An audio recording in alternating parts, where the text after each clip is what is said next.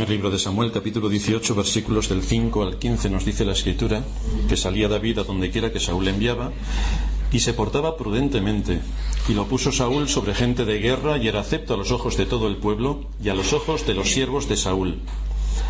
Aconteció que cuando volvían ellos, cuando David volvió de matar al filisteo, salieron las mujeres de todas las ciudades de Israel cantando y danzando para recibir al rey Saúl, con panderos, con cánticos de alegría y con instrumentos de música. Y cantaban las mujeres que danzaban y decían: Saúl hirió a sus 1000 y David a sus 10.000. Y se enojó Saúl en gran manera y le desagradó este dicho, y dijo: a David dieron 10.000 y a mí 1000, no le falta más que el reino. Y desde aquel día Saúl no miró con buenos ojos a David. Aconteció al otro día que un espíritu malo de parte de Dios tomó a Saúl y él desvariaba en medio de la casa. David tocaba con su mano como los otros días, y tenía Saúl la lanza en la mano.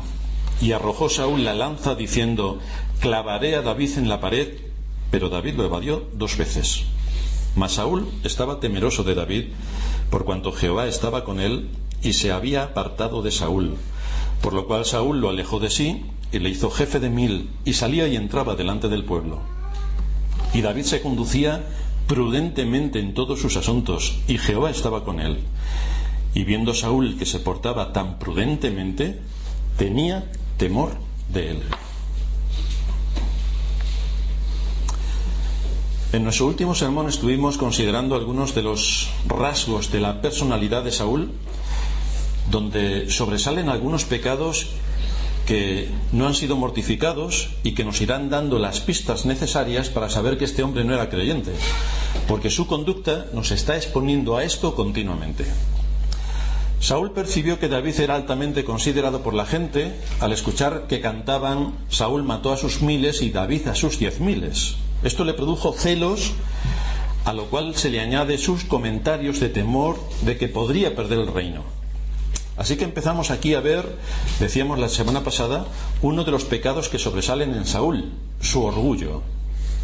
Vimos 3 aspectos la semana pasada sobre este rasgo de carácter en Saúl. El primero es que el orgulloso sobreevalúa su conocimiento. Se cree que sabe mucho cuando en realidad en la práctica no sabe nada. El apóstol Pablo dice: está envanecido. Este tipo de personas no aceptan la enseñanza porque lo saben todo. Solo ellos enseñan y se niegan a aprender algo de otra persona. Esto se detecta de una manera inmediata en el hogar, porque el orgulloso siempre tendrá problemas para atender el consejo de su esposa. El consejo de su esposa no vale. Y le sigue en importancia a la iglesia porque el orgulloso nunca pide consejo al pastor. Como lo sabe todo, ¿qué necesidad tiene de pedir consejo? Vimos también, en segundo lugar, que el orgulloso es difícil de complacer. No sabe apreciar las cosas que hacen los demás, no suele dar las gracias, no muestra un espíritu de agradecimiento y además no colabora en lo esencial. En tercer lugar, vimos que el orgulloso no soporta las reprensiones, no permite que nadie le reprenda por absolutamente nada, y cuando esto ocurre responde con ira y con indignación. No acepta la amonestación porque se cree muy superior a los demás, y cuando alguien le amonesta le dice: pero ¿quién eres tú para hablarme así a mí? ¿Quién eres tú para decirme eso a mí? Este es el carácter del orgulloso. En cambio, pudimos ver en la conducta de David una disposición enormemente prudente. Vemos que no se deja influenciar por las alabanzas del pueblo, ni por las sospechas de Saúl, ni bajó la guardia en ninguna de sus responsabilidades, ni hizo ostentación de la posición que ocupaba en el ejército, ni pasó por alto a quien servía en los cielos, ni tampoco pasó por alto a quien servía en la tierra. No pasó nada por alto. Por eso el texto nos repite continuamente que David se portaba prudentemente, y Jehová estaba con él.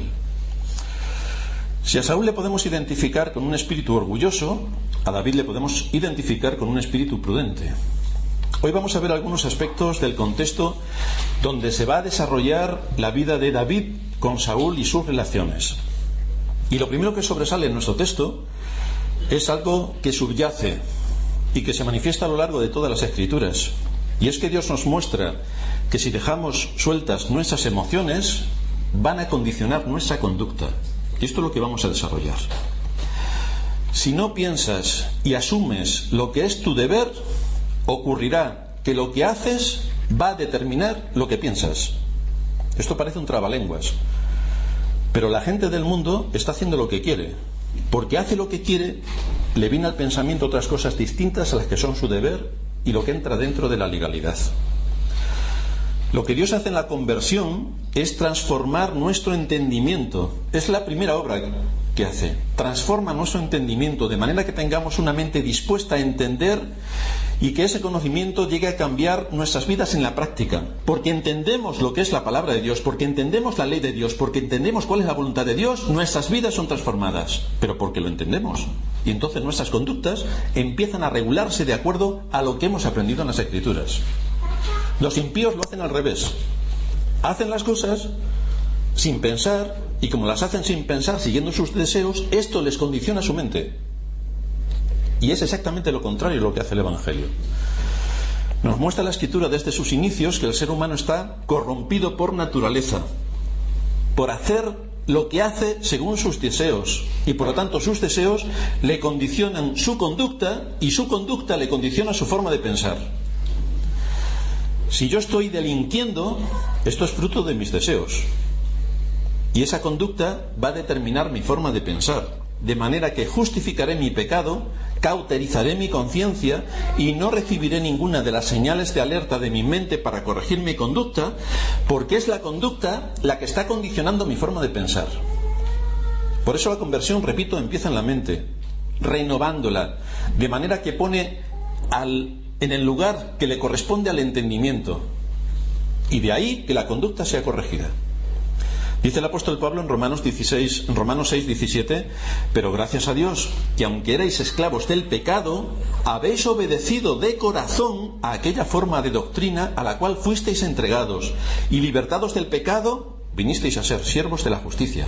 Por lo tanto, la mente ocupó su lugar, la doctrina ocupó su lugar en la mente, y pudimos llevar a cabo el servicio de la justicia que Dios demanda de cada uno de su pueblo. De manera que al ser renovada la mente, repito, esto nos lleva a conocer a Dios.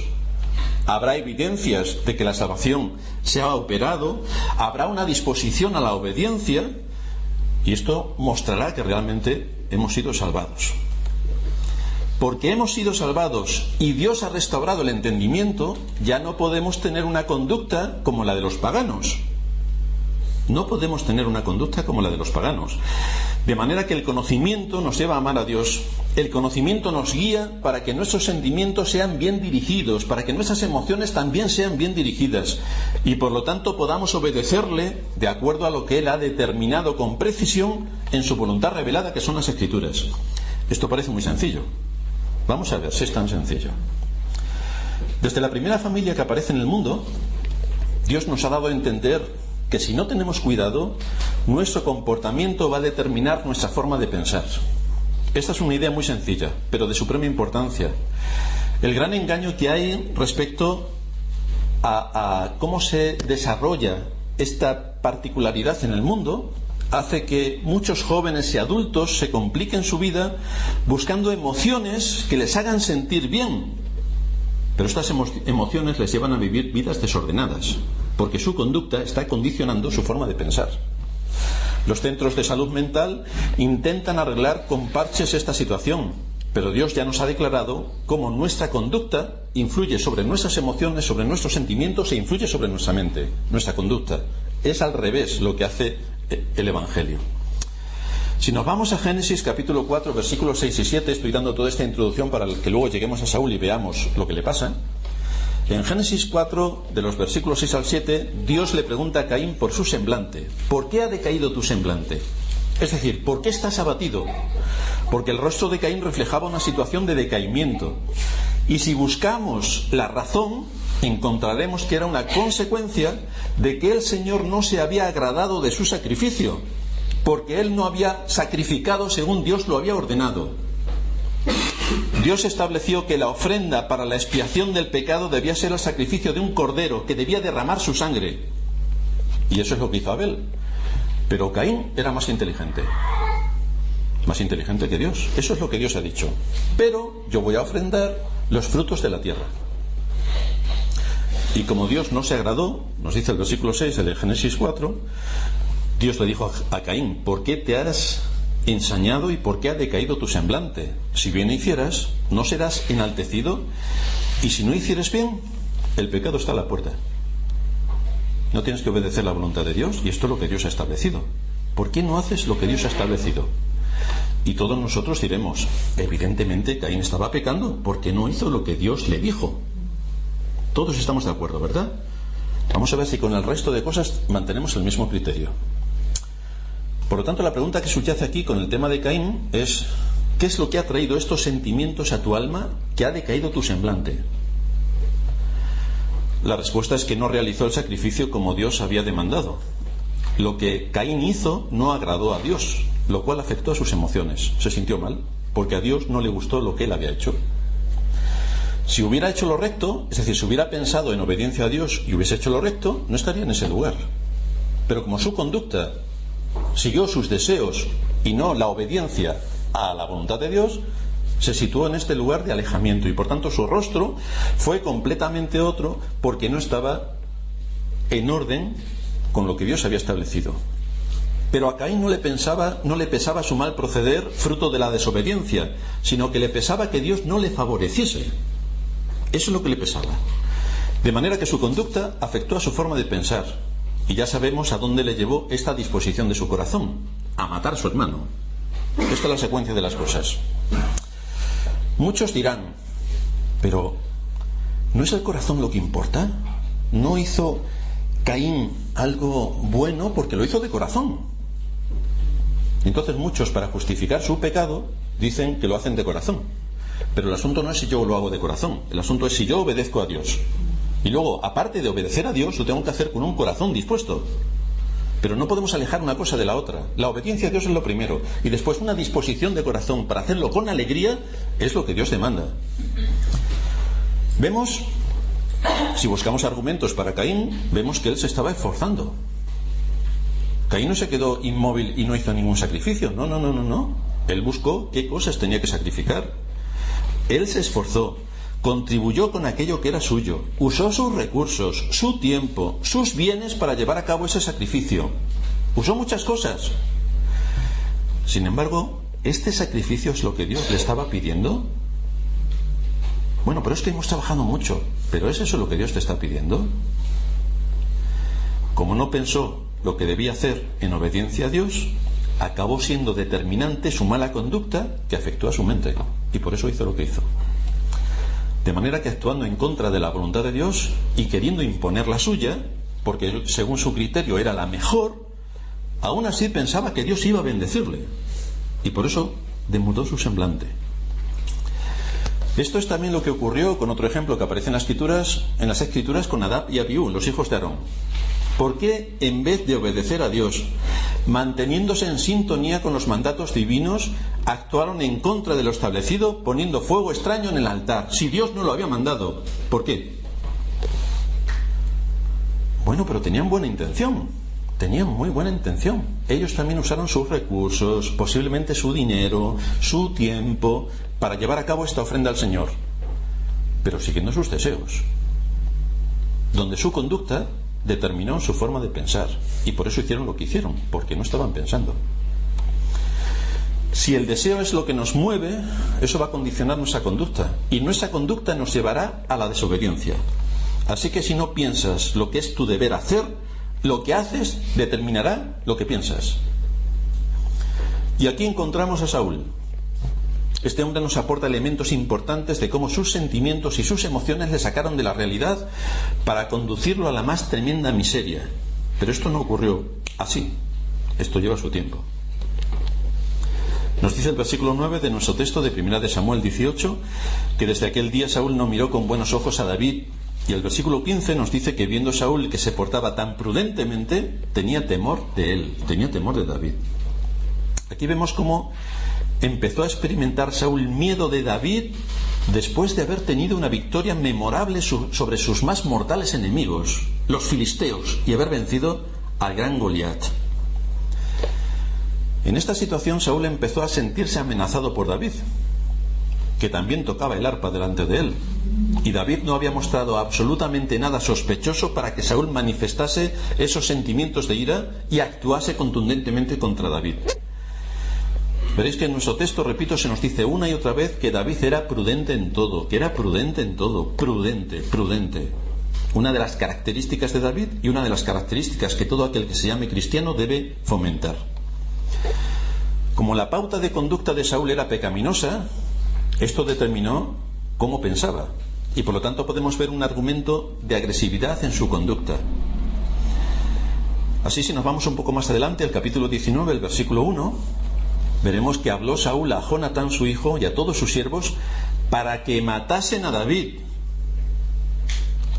Y es significativo hasta dónde llegó, porque si nos vamos al capítulo 22, al versículos 7 y 8, nos dice que Saúl le dijo a sus siervos que estaban alrededor de él: oíd ahora, hijos de Benjamín, os dará también a todos vosotros el hijo de Isaí tierras y viñas, y os hará a todos vosotros jefes de millares y jefes de centenas, para que todos vosotros hayáis conspirado contra mí, y no haya quien me descubra al oído cómo mi hijo ha hecho alianza con el hijo de Isaí, ni alguno de vosotros que se duela de mí me descubra cómo mi hijo ha levantado a mi siervo contra mí, para que me aceche tal como lo hace hoy. Saúl estaba tan sumido en un estado de inseguridad que desconfiaba y sospechaba de todos los que le rodeaban, creyendo que todos estaban conspirando contra él. Así pensó también de los sacerdotes de Nob, que dieron de comer a David, y los mató a todos los sacerdotes, creyendo que habían organizado una gran conspiración contra él. Vemos cómo le estaba afectando su conducta, a su forma de pensar, a sus sentimientos. Ante este comportamiento de Saúl, los profesionales de la salud nos dicen que tenía una enfermedad maníaco-depresiva. Pobrecito, era maníaco-depresivo. Ahora bien, nosotros nos preguntamos, ¿tenía Saúl alguna disfunción o alteración en las células cerebrales para que su mente produjese toda esta clase de percepciones sin razón alguna? Porque el problema que tenemos en nuestros días, donde se le da un lugar tan protagonista a los profesionales de la salud, que son los únicos que saben, la Iglesia no sabe nada, es una inculta, los pastores saben menos todavía, pero los profesionales de la salud lo saben todo. El problema es que muchos de los que se dedican al ministerio pastoral confunden el evangelio con la psicología y acaban dando clases de psicología y no de evangelio. Pero esto es como confundir en un ordenador el hardware con el software. O sea, es que son cosas completamente distintas. Si el hardware lo atiende un técnico y el software lo atiende un programador. Y no tiene nada que ver. El uno no se puede meter en el campo del otro porque no tiene nada que ver. No nos van a arreglar el ordenador. Así que los profesionales de la salud nos dirían que esa conducta de Saúl no se debe a su pecado. No. Sino es que tiene una alteración de sus células cerebrales que están en el hipotálamo y segregan una sustancia que afecta al riego sanguíneo y provoca que su conducta se manifieste así. Resuelto el tema. Es un asunto del hipotálamo y del riego. Ya sabéis que el riego lo arregla todo. Pues esto es también del riego. Pero el problema de Saúl no estaba en un trastorno neuronal ni en que tenía las neuronas atrofiadas del cerebro, sino el problema de Saúl estaba en que era un hombre impío. Su conducta se empieza a observar con anterioridad. Nos tenemos que ir para atrás, a ver cómo piensa Saúl, a ver de dónde le viene todo esto a Saúl, porque no ha surgido de casualidad, esto viene de atrás. Si nos vamos a los capítulos 13 al 15 de este libro primero de Samuel, cuando Samuel le dijo que esperase y no ofreciese sacrificio durante 7 días hasta que él llegase, para después empezar la batalla contra los filisteos, y Saúl no obedeció, sino que actuó siguiendo sus deseos. Y cuando Samuel le reprendió con severidad por actuar sin someterse a lo que Dios había establecido, Samuel le dice: locamente has hecho, 1 Samuel 13:13. No guardaste el mandamiento de Jehová tu Dios que él te había ordenado, pues ahora Jehová hubiera confirmado tu reino sobre Israel para siempre. Pero Saúl siguió los deseos de su corazón, tranquilamente, a pesar del mandato de Dios. Así que ya empezamos a ver que en su orgullo, en el hecho de que no quería someterse en obediencia a la palabra de Dios, Saúl hacía lo que bien le parecía, y su conducta determinaba su forma de pensar. Todas sus neuronas no se atrofiaron después. Es que su pecado empezó a trabajar en su corazón. A partir de ahí, Dios ya no le preservó absolutamente nada más. Y este rey, en lugar de arrepentirse de su pecado, que es lo que hace un creyente verdadero, en vez de restituir el agravio y en vez de que se manifieste de una manera evidente su arrepentimiento, en vez de que se sometiese a la voluntad de Dios, este hombre siguió actuando de la misma manera. Poco después Dios le concedió otra oportunidad y le envió a arreglar las cuentas pendientes con Amalek. Pero Saúl hizo las cosas a su manera, no como Dios le había ordenado. Es el capítulo 15 de 1 de Samuel, versículo 18, que Jehová, está hablando Samuel, Jehová te envió en misión y dijo: ve, destruye a los pecadores de Amalek y hazles la guerra hasta que los acabes. No dejarás nada con vida, nada. Ni hombres, ni mujeres, ni niños, ni ganado, nada. Todo lo destruirás. ¿Y qué hizo Saúl? Lo que quiso. Sus deseos condicionaron su conducta y su conducta condicionó su forma de pensar. No tenía una mente renovada y por lo tanto actuó como un pagano. ¿Qué es lo que hacen los paganos? Cuando tú les pones la palabra de Dios, ¿qué hacen los paganos? La desobedecen completamente. De los cristianos esperamos otra cosa, pero de los paganos no. No tenía una mente renovada y por tanto actuó como un pagano. ¿Y qué ocurrió cuando Saúl hizo su voluntad? Lo primero que Saúl hizo es dejar de lado todo lo que tenía que ver con Dios y con la autoridad que Dios había puesto y seguir su propia inclinación del corazón. A esto Samuel hizo algunas observaciones.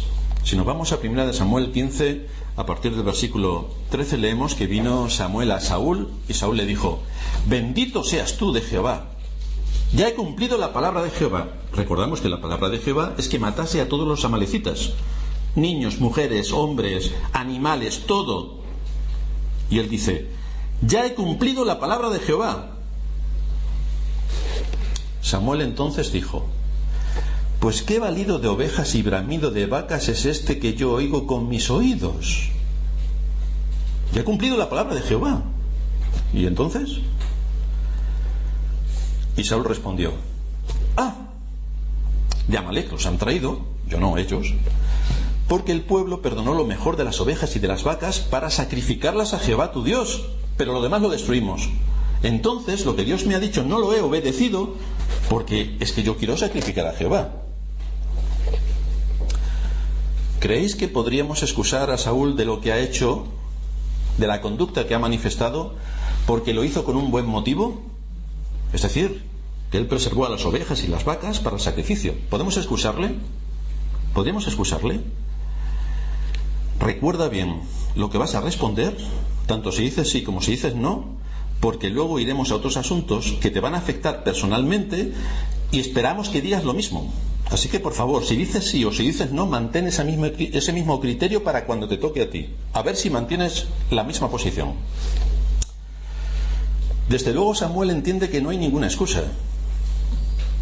¿Por qué pues, dice en el versículo 19, no has oído la voz de Jehová, sino que vuelto al botín has hecho lo malo ante los ojos de Jehová? Así que Samuel no aceptó esta justificación que le dio Saúl respecto a por qué había guardado las ovejas y las vacas para el sacrificio. Samuel dijo que ni hablar del asunto.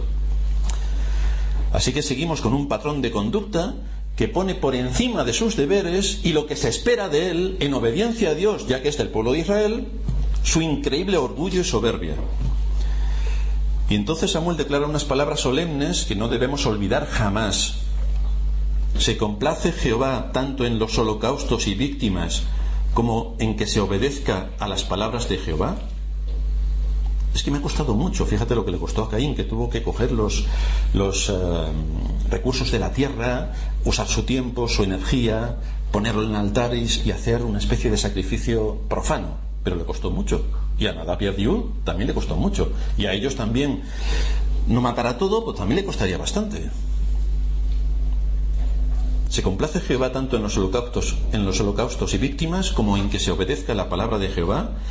Ciertamente el obedecer es mejor que los sacrificios y el prestar atención mejor que la grosura de los carneros, porque como pecado de adivinación es la rebelión y como ídolos e idolatría la obstinación. Por cuanto tú desechaste la palabra de Jehová, Él también te ha desechado para que no seas rey.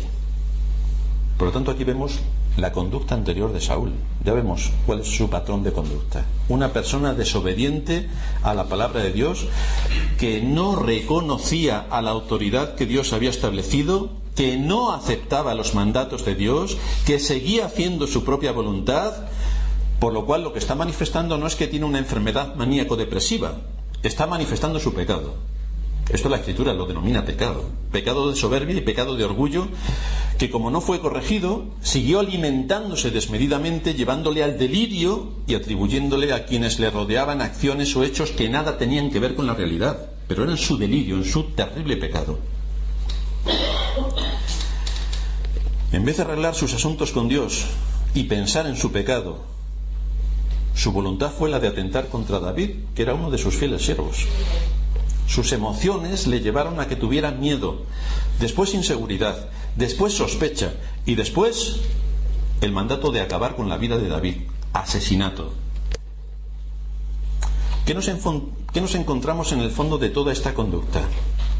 Nos encontramos lo opuesto a David. Nos encontramos imprudencia, orgullo, soberbia y desobediencia.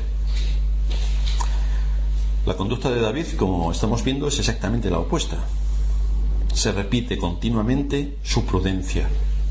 David se condujo haciendo que su mente actuase sobre su conducta. Su obediencia a Dios era lo que le marcaba, y esto se podía ver en las responsabilidades que asumía. ¿Por qué era prudente? Porque tenía una mente renovada, y el conocimiento de Dios te enseña prudencia. Pero tenemos ejemplos en la historia de los hombres donde vemos cómo la conducta determina lo que se piensa y cómo los hombres caen en terribles pecados. Por ejemplo, en la web de los católicos, que se llama católicosonline.org, hay un artículo donde el Papa está realizando unas declaraciones sorprendentes respecto a la idolatría. Y dice el artículo: el Papa Francisco ha invitado a despojarse a los creyentes de tantos ídolos pequeños o grandes que se tienen, en los cuales se pone la seguridad, como son la ambición, la búsqueda del éxito, el poner en el centro de uno mismo o la tendencia a estar por encima de otros, y que deberíamos escoger al Señor como centro, como vía maestra de la vida. A nosotros nos alegra que el Papa diga esto, pero sigue diciendo el artículo: después de la misa, el Papa Francisco ha visitado la capilla del Crucifijo para venerar el icono de la Virgen Theotokos Odhitria, la Madre de Dios que indica el camino del siglo XIII. Sorprendente. No tiene identificado al enemigo. Es decir, nos está exhortando a que no haya idolatría, se da la vuelta y se pone de rodillas delante de un ídolo del siglo XIII. Su conducta determina lo que piensa, porque si pensase lo que hace, en obediencia al primero y segundo de los mandamientos, no haría lo que hace, pero su conducta determina su mente. Observamos que se opone a la idolatría y a la vez se arrodilla delante de un ídolo. Desde luego, todos los que estamos aquí estaremos de acuerdo en que no han percibido el engaño. Están engañados y no lo saben. Y todos nosotros estaremos de acuerdo diciendo: efectivamente, está engañado, está desobedeciendo a Dios. Estos días pasados, la semana pasada, la máxima autoridad de la jerarquía católico-romana en España hablaba acerca de la gran labor, ingente labor que está haciendo Cáritas, este brazo de la Iglesia que se dedica a ayudar a los pobres y que está envuelto en todos los aspectos de la Iglesia. Y él hizo mucho hincapié en que la Iglesia católica no es una ONG. Y se pasó una hora hablando de Cáritas. Pues menos mal que no es una ONG. Así que estas dos afirmaciones católicas nos muestran el engaño en el que uno puede estar sumido sin darse cuenta al desobedecer a Dios y hacer que su conducta, basada en sus sentimientos o en sus emociones, condicionen su mente y por lo tanto su obediencia a lo que Dios ha establecido en su palabra quede completamente anulado. Obediencia quiero y no sacrificio. Y aquí hay mucho sacrificio y cero obediencia. Estamos en el mismo caso que Caín, que Nadab y Abiú y que Saúl. En el mismo caso. A los protestantes, la Iglesia Católica siempre nos recuerda el texto del apóstol Pablo en 2 de Tesalonicenses 2:4, que nos dice: el cual se opone y se levanta contra todo lo que se llama Dios o es objeto de culto, tanto que se sienta en el templo de Dios como Dios, haciéndose pasar por Dios. El Papa, el vicario de Cristo en la tierra, se hace pasar por Dios, habla como Dios y todo lo tiene como si fuera Dios. Y es exactamente eso lo que ocurre en esta gran institución que en vez de anunciar el Evangelio de salvación, lleva a sus seguidores al infierno. Y todos decimos, qué mala es la Iglesia de Roma, qué perversa y qué podrida está. Vamos a dar un segundo paso. Vamos a ver la Iglesia evangélica. Bueno, nosotros los evangélicos es que somos el no va más. Como los católicos son muy malos en los asuntos doctrinales y están perdidos respecto a la salvación que se nos da en Cristo, vamos a ver si los evangélicos mantienen el nivel de las Escrituras, para ver si no están también sumidos en lo que Pablo está identificando como que se sienta en el lugar de Dios y habla como Dios. Porque la mayor obra que quiere hacer Satanás es anular el papel y la función de la Iglesia. Anular el papel y la función de la Iglesia. Por eso se levanta contra todo lo que implica Dios o es objeto de culto. Ese es su propósito. Si queremos anular a la Iglesia, ¿qué estrategia podemos seguir? Vamos a ponernos en la mente de Satanás. Si queremos anular a la Iglesia, ¿qué estrategia podemos seguir? Si observamos y meditamos en lo que hacen la mayor parte de las iglesias evangélicas, veremos que se dedican a cargar vehículos con gran cantidad de alimentos que algunas empresas han puesto a disposición de la sociedad, y llegan las iglesias evangélicas con sus vehículos, cargan los alimentos de esas empresas, se los llevan a sus lugares de reunión y lo distribuyen entre los supuestos pobres que tienen a su alrededor. Digo lo de supuestos porque ahora hay más necesidad, pero hace 7 años había gran abundancia y estaban exactamente igual. Entonces la cosa ya no suena mal. Curiosamente, las iglesias de las que nos habla la Escritura contribuían ellos con mucho esfuerzo y sacrificio para apoyar y mantener los esfuerzos misioneros de los hombres que ellos capacitaban, enviados por las mismas iglesias a predicar el Evangelio. Entonces aquí un pequeño matiz. O sea que las iglesias de ahora van a organizaciones sociales, cogen los alimentos, lo traen a la iglesia y lo reparten. Y dicen, qué buenas somos nosotros, que somos la iglesia. Pero ¿cuánto has pagado tú por eso? No has pagado nada. Las iglesias del Nuevo Testamento, siendo pobres, contribuían de su pobreza para apoyar, por ejemplo, el ministerio de Pablo. Es decir, le costaba sacrificio. Sabían lo que suponía enviar un misionero a predicar el Evangelio y contribuían con todo lo que eso llevaba. Las iglesias de nuestros días, para nada. Es lo que cogen de aquí, lo traen aquí y lo reparten. Un gran sacrificio que está haciendo la iglesia de hoy. Entonces, fijaos en la mente de Satanás, si quiere hacer algo, cómo empieza a trabajar. De hecho, todos sabemos que hay organizaciones como la Cruz Roja y otras instituciones que realizan labores altruistas para repartir comida. Sin embargo, la Iglesia no quiere dejar pasar esta oportunidad de acallar su conciencia haciendo una labor social, que ya hay otras organizaciones que la hacen, pero la Iglesia también se quiere meter en esta organización social, y lo hace precisamente porque no tiene otra cosa que hacer. Ha perdido el norte, y como ha perdido el norte, algo tiene que hacer para que se note que es una iglesia. Por lo tanto, coge los alimentos de aquí, los trae aquí y los reparte. Y soy una iglesia. El asunto a lo que nos expone la Escritura es si la iglesia está llamada a ser columna y baluarte de la verdad, o si está llamada a repartir comida que otros organismos sociales le dan y la iglesia solo lo distribuye. ¿Es eso lo que tiene que hacer la iglesia? Lo cual nos muestra que lo que hace no tiene nada que ver con su función. Su conducta determina su forma de pensar.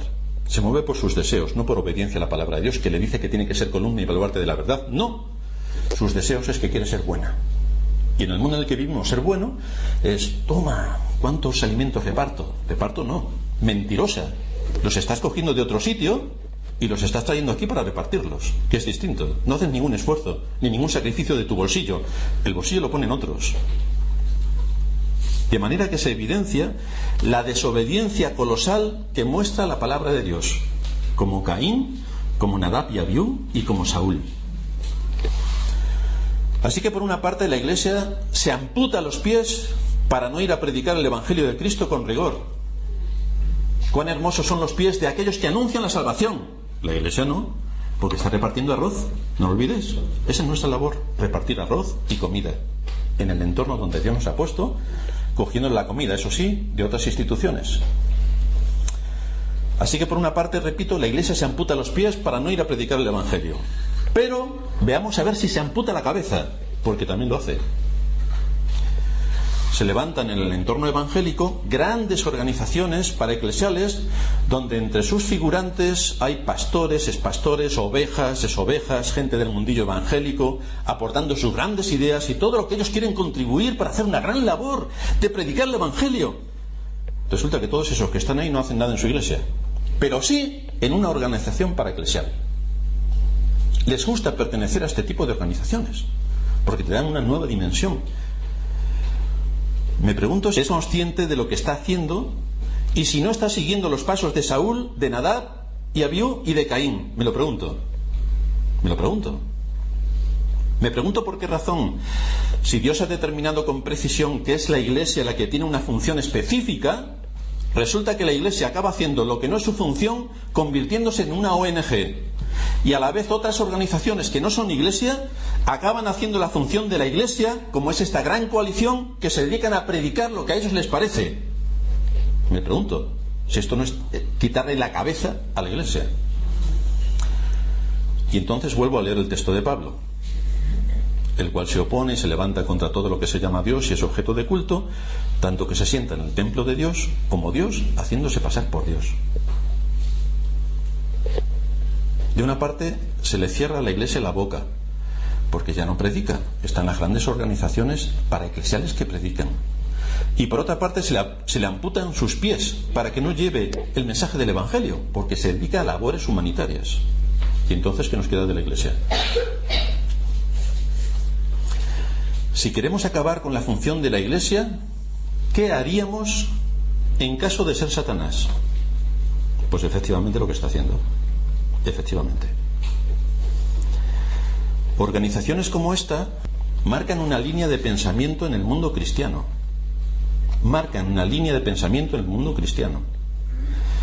Derriban a la Iglesia de su posición. La derriban por completo. Anulan la enseñanza y autoridad pastoral, como la ha establecido las Escrituras, y se ponen por encima de lo que Dios ha establecido. Se posicionan en un nivel superior para guiar al supuesto pueblo de Dios, y lo hacen movido por sus deseos, y lo que evidencian es una desobediencia colosal a la palabra de Dios, igual que lo hizo Caín, igual que lo hicieron Nadab y Abiú, igual que lo hizo Saúl. Eso sí, con muy buenas intenciones. Realmente tienen buenas intenciones, con mucho esfuerzo y sacrificio, igual que Caín, igual que Nadab y Abiú, igual que Saúl, igual. Pero en todos ellos se manifiesta un denominador común: la desobediencia. Eso sigue estando. Clac, clac, clac, sigue estando. Estas organizaciones nos dirán que lo importante es que hay gente que se convierte a través de ellos. Eso es lo importante. Así que su conducta determina su forma de pensar. Estamos en el mismo plano que Saúl. Ellos son Saúl. Recordemos las palabras de Saúl, a quien Dios le da un mandato específico y responde así. Vino Samuel a Saúl y Saúl le dijo: bendito seas tú de Jehová, yo he cumplido la palabra de Jehová.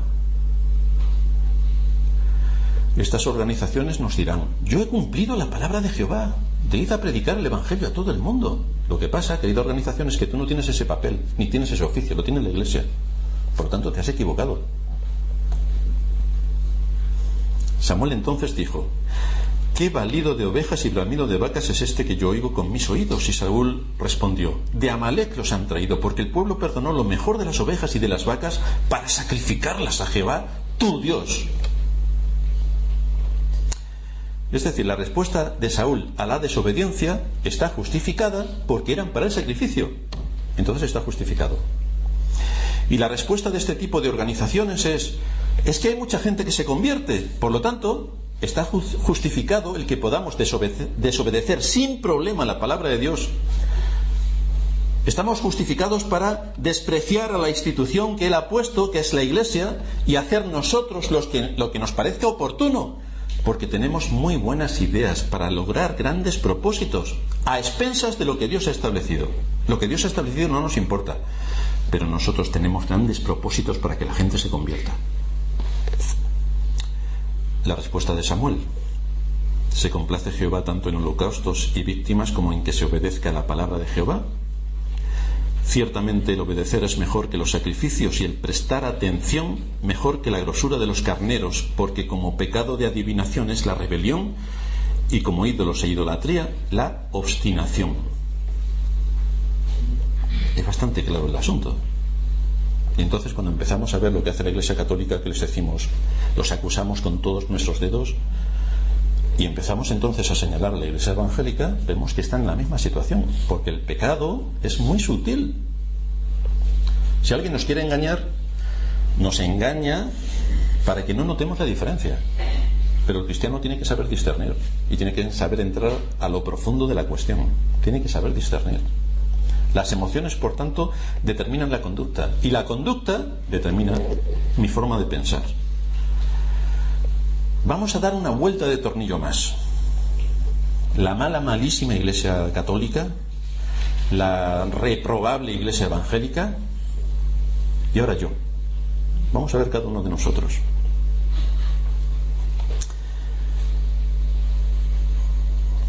Muchos tienen tanto celo por evangelizar que sin querer muestran un celo que no es conforme a ciencia. Dios ha establecido la Iglesia, ¿o no? Pero sí que Dios ha establecido la Iglesia. Dios ha establecido la Iglesia. Es por la Iglesia por la que Cristo murió. Dios ha establecido la Iglesia. Y nos ha dado con precisión todos los detalles para que su voluntad revelada en este mundo sea llevada a cabo por la Iglesia y desde la Iglesia. Esto es lo que enseña la palabra de Dios. Pero hay muchos que son soldados a sus propias expensas. ¿Has visto a algún soldado declararle la guerra a algún país? ¿Qué os parece si yo cojo un hacha y un cuchillo y digo, contra Japón, voy a declararle la guerra a Japón? Posiblemente me meterían en un manicomio, porque estoy mal de la cabeza. ¿Por qué eso cuando lo dice alguien que se llama creyente no lo meten en un manicomio también? ¿Por qué hay tantos creyentes que son soldados a sus propias expensas? ¿Por qué se llaman cristianos soldados de Cristo y van solos a la guerra contra Satanás, sin tener en cuenta todo lo que Dios en su palabra ha establecido respecto a la Iglesia? ¿Por qué no se unen a su Iglesia para que desde allí sus dones y recursos sean usados de la manera que Dios ha establecido? ¿Por qué todos estos que están en las coaliciones contra el Evangelio, por qué no se van a sus iglesias y trabajan en sus iglesias? Porque es la Iglesia la que Dios ha nombrado para predicar el Evangelio hasta lo último de la tierra, a la Iglesia. Recuerdo a una persona, lo estaba el otro día comentando con algunos hermanos, recuerdo a una persona en una iglesia hermana que tenía un gran celo por evangelizar a través de las redes sociales. Bueno, esto ahora está de moda, voy a evangelizar a través de las redes sociales. La iglesia en ese momento no tenía página web, pero esta persona se hizo una página web con las 5 columnas de la Reforma y con todo el despliegue allí de todo lo que puso, de todo lo que pudo, con predicaciones de otras iglesias, fomentando el ministerio de otras iglesias, sugiriendo libros y artículos y ofreciéndose de consejero bíblico. Evidentemente, cuando el pastor se enteró de todo esto, le llamó y le preguntó acerca de su proceder. ¿Por qué no puso esa persona sus dones y capacidades al servicio de la Iglesia, para la Iglesia, y que desde la Iglesia se anunciase la luz del Evangelio? Porque es así como Dios la ha instituido. La respuesta de esta persona es que quizá habría gente que se podría convertir.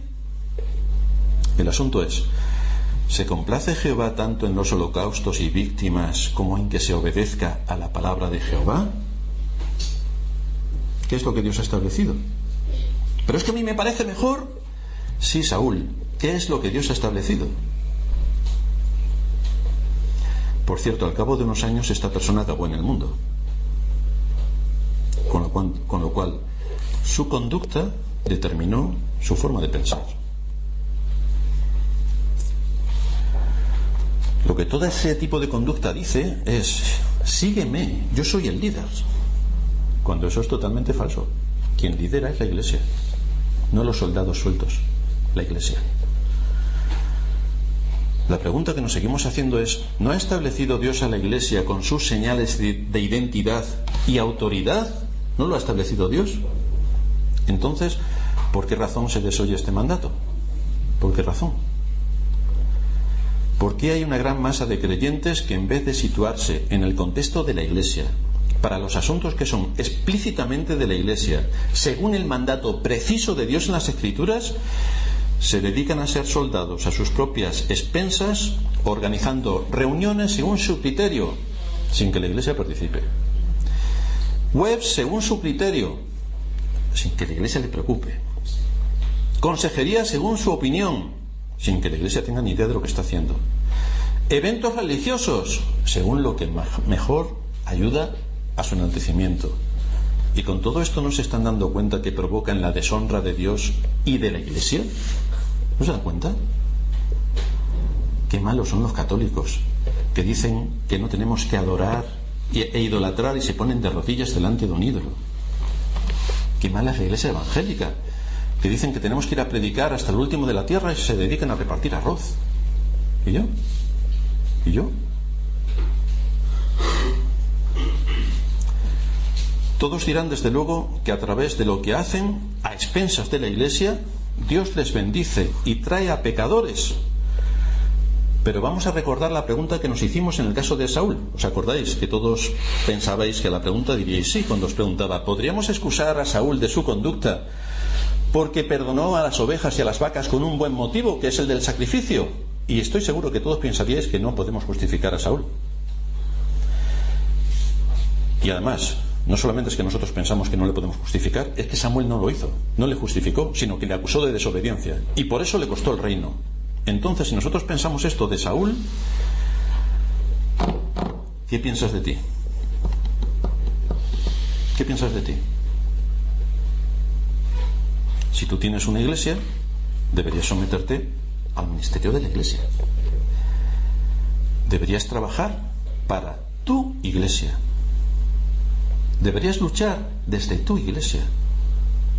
Y deberías contribuir para que la palabra de Dios resplandezca desde la iglesia.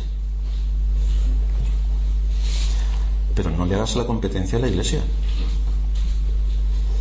No desoigas la voz de Dios, que es quien le ha dado esa responsabilidad y autoridad a la iglesia. Y además es desde la iglesia, desde donde Dios llama a los pecadores para que se integren como iglesia. Ya sabéis que la palabra iglesia, que viene del griego, eclesia, son aquellos que han sido convocados, aquellos que han sido llamados por Dios. ¿Y tú qué haces pegando tiros por ahí fuera? ¿Y no te unes a aquellos que de corazón sincero alaban a Dios? Y desde la iglesia es desde donde tenemos que empezar a trabajar para ganar a pecadores para Cristo, con la función, las capacidades y los recursos que Dios nos ha dado en la iglesia. Fijaos cómo, en contraposición a este engaño en el que Saúl está por causa de su pecado, y cómo está desobedeciendo en todo, y cómo esto le va llevando cada vez más a pecados más groseros y más graves, hasta querer asesinar a David. Fijaos cómo, en contraposición a este engaño en el que Saúl está sometido, vamos a ver cómo ha actuado David. Algunos aspectos que nos hablan de su vida. 4 aspectos. El primero: David venció a Goliat en el contexto de su pueblo en guerra y de los soldados de Israel en primera línea de batalla. David no fue a hacer la guerra por su cuenta, sino que se unió a los suyos y desde los suyos atacó. Por lo tanto, nadie es soldado a sus propias expensas. Y David nos muestra que él estaba con su pueblo. Estaba con su pueblo. En segundo lugar, el rey podía ser un cobarde y podía ser un orgulloso, pero David asumió la autoridad del rey y buscó su aprobación para enfrentarse a Goliat, que era el enemigo de Dios y el enemigo de su pueblo. Pero lo hizo siguiendo los cauces que Dios había establecido para el país. La autoridad de Saúl, a las órdenes de Saúl, hasta que Saúl le dijo: vete en paz y que el Señor te guíe. David no hizo nada más. En tercer lugar, en ese contexto de orden, La victoria no fue solo de David, la victoria fue del pueblo de Israel y del Dios a quien el pueblo de Israel debía adorar. David luchó por el nombre del Dios de Israel. Es a su pueblo a quien Dios liberó por mano de David. Pero David luchó en el contexto de su pueblo, no luchó en su nombre.